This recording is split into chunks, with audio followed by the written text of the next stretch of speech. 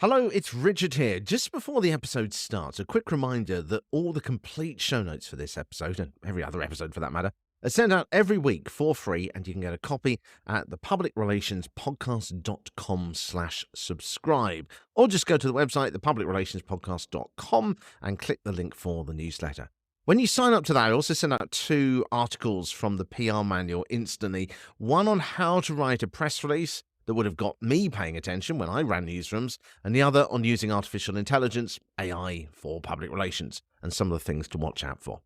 I hope you find those useful, and I hope you find this episode useful too. So, everyone in PR seems to be talking about ChatGPT, or artificial intelligence, if you like, at the moment, and how it's going to revolutionize PR. And well, it is. It's going to change a lot of things over the next couple of years. And this isn't science fiction, but reality. So if you are the type of person to put your head in the sand, it's better to slide it back out again. Because AI might sound like it's something big that only big PR agencies are going to be using.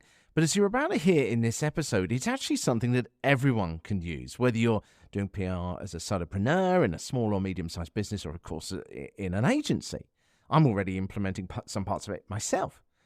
Now, in the newsletter this week, I'm actually going to be sharing some links that you can try completely free to try out AI. The newsletter as well is free at thepublicrelationspodcast.com, thepublicrelationspodcast.com/subscribe. Now, there is a lot to read about AI, but sometimes I think the best way to understand the impact of something is to speak to a friend about it. And I'm very lucky because one of my friends, Mark, is an international conference speaker on AI and has written, I think it's 5 books he's written on the topics of AI and technology. So I gave him a bit of a buzz and I said, look, can you tell me more about this?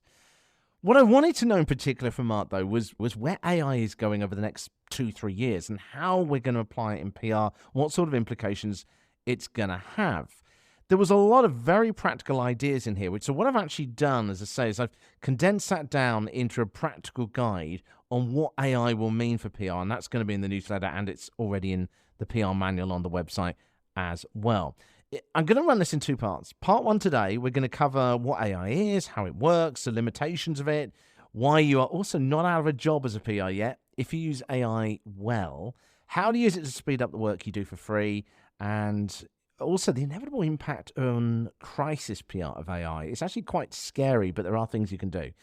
You join us in this conversation with Mark, or should I call him Dr. Mark van Rijmenam. You can also find him on his website at thedigitalspeaker.com, as he was telling me about how a new version of AI is coming out next year and how it is even more powerful than what everyone is talking about at the moment.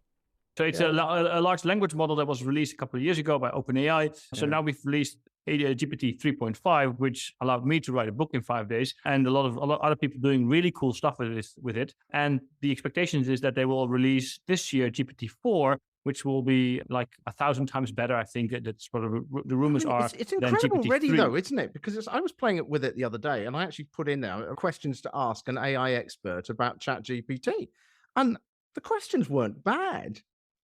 Yeah, but it also utters a lot of nonsense, because I asked it about myself. I said, which articles did I write, academic articles, and it just came up with 3 articles that are complete nonsense and don't exist. So you were credited with an article that you never wrote.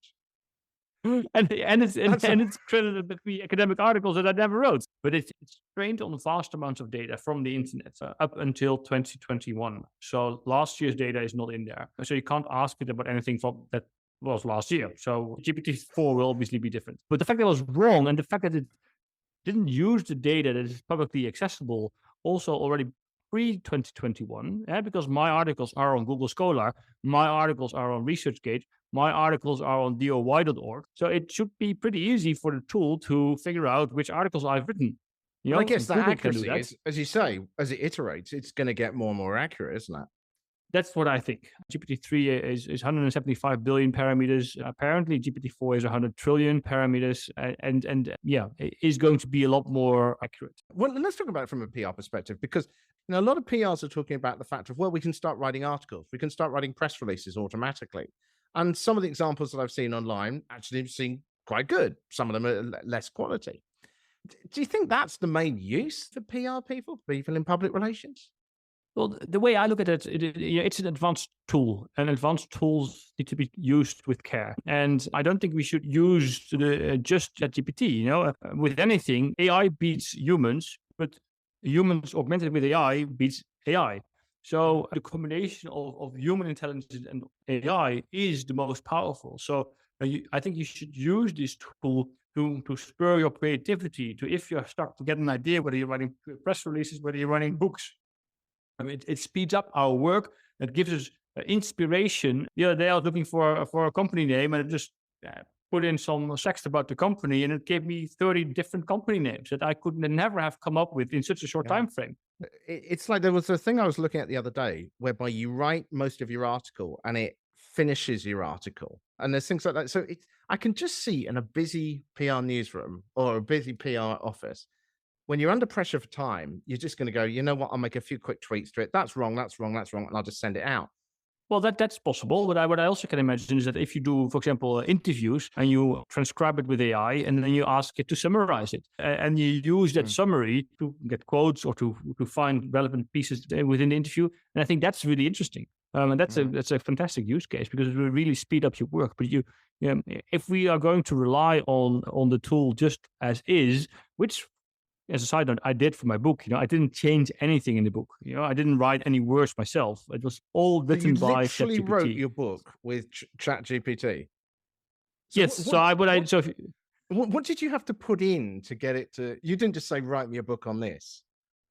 So the process was quite interesting. So the book is called Future Visions, and I said to the tool which technologies are going to define our future, and it came up with 10 different technologies. I selected a few of those technologies. I added a few of my own technologies. And then I said, for each technology, I asked, which questions do I need to ask to understand how this technology will define our future? And it came up with a list of questions. And I asked those questions as input to the tool. It came up with an answer, and I used that answer to ask follow-up questions, which I put into the system. And then every time I found a relevant snippet, I just copied that snippet and put it in the book. All I did was, reorder and change the order of those snippets to make it a readable story and to remove anything that's utter nonsense, such as the self-driving cars that appeared in the 1980s. That's all I did. So as a consequence, the book was written in 5 days. Once I had finished the book, I asked it, okay, now you have written the book, give me a title. So it came up with several titles. I selected Future Visions. Then I said, come up with a subtitle. It came up with a subtitle. And then I said, okay, now describe me the cover of this book. It came up with 10 different descriptions of the cover. I used the first description to enter into Stable Diffusion, and the first image it showed up, I actually used an abstract I'm for listening the back. And going, okay, well, if I've got to pump out press releases or I've got to write an article for the website about what we're doing, I suppose the biggest question is whether the system can find enough information about that. With AI, there's so much conversation going on.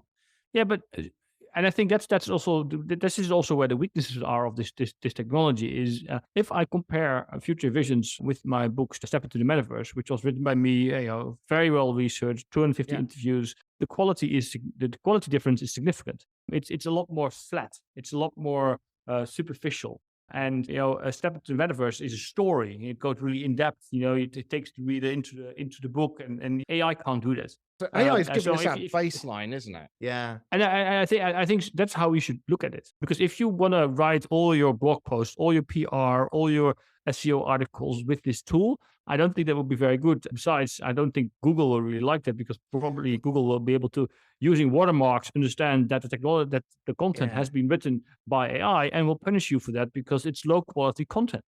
I was going to say, how do you think, I wouldn't rely on that. The online content world is going to change? Because it feels to me like it's just going to be swamped on a level we've never seen. Well, 100%. So, I run a media platform, so I get way too many requests for link building articles to be published on my website, which is super annoying because it's all low quality crap content. And that type of content will explode most likely because all these online marketing agencies look, we've got a nice tool here and we don't have to write our own articles anymore. And so that will flood the internet. Hopefully Google will see that and will punish all those websites. And, you wonder a bit how they're going to identify it. Oh, yeah, but that's the future. AI, we will use AI to decide whether something is created by AI, whether it's images, whether it's movies, whether it's videos, whether it's text, whether it's books, whether it's code, whether it's whatever. We will use AI to detect AI, and both will become exponentially better in the next decades. It will always be a game between the good and the bad here. Now imagine that we have 5 years, 10 years from now, where you have a deep fake, digitally created, synthetic, using the latest technology that then exists. And you cannot see the difference between real and fake anymore. So it's a deep fake on a level that we haven't even seen today. Now, if that person is then the president of a country or the CEO of a large public organization, that will have serious consequences. So we need to have AI to detect whether that's AI. And that will be a constant battle where, the hackers will create better deepfakes and, the good guys will create better You've AI also to got detect it. this problem. I mean, this is a direct PR thing, is that when a rumor starts, it often moves so fast that by the time Well, you we saw. catch it, it's too late. The damage is done. So if you have some president, I don't know, shooting someone, that video's out there. It's shared millions of times before anyone's even gone, hang on, what's that video? So Well, we you've saw got, it a couple of months ago when Twitter's new ridiculous blue tick system was launched, and people immediately started to copy verified Twitter accounts of companies. One of them, I forgot the name of the company, stating we are now giving insulin for free, which I thought was really funny because that should be for free. And immediately the value of that company on the public markets dropped by $15 billion. And it was all fake. And I thought it was a really good joke in this case, but it also shows the dangers. Yeah, but if you're doing brand management for your company, we talk about being on call 24/7. You've got to be on call every second, haven't you? Presumably, therefore, you can set up AI to literally be monitoring in quotes, the zeitgeist. So in theory, you should be able to spot a PR disaster for your company before it's even become one. Yeah, if your AI is good enough Yeah. and track that, and if you can stop it before it actually happens, then yes.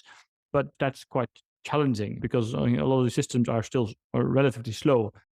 So that is Mark van Rijmenam, and you can find his website at thedigitalspeaker.com. That's thedigitalspeaker.com. Part 2 of that chat is going to be next week. As I say, I've turned all the key points from the whole chat already and all the things that I couldn't include in the recording into an article on what you need to know about AI and PR. And you can get that by signing up to the newsletter at thepublicrelationspodcast.com/subscribe, thepublicrelationspodcast.com/subscribe. That is completely free. Have you tried AI, by the way? Are you using it? I would love to hear how you've used it and in what way. Have you applied it? Well, also, what do you think of Mark's ideas? Do you agree with them? Do you think that's the way AI is going to go in PR? Are you using it? I would love to know. Let me know. You can reach out to me on LinkedIn. Just search for Richard Midson. That's Midson. Richard Midson, Midson. And I'm also starting to post clips and updates as well on Instagram and Twitter sometimes too. And you can search for those via the Public Relations Podcast, or I think on Twitter it is that PR chap. Hope you found that as interesting as I did. There's so much out of that. It's all in the newsletter. Have a great week. I will speak to you next week.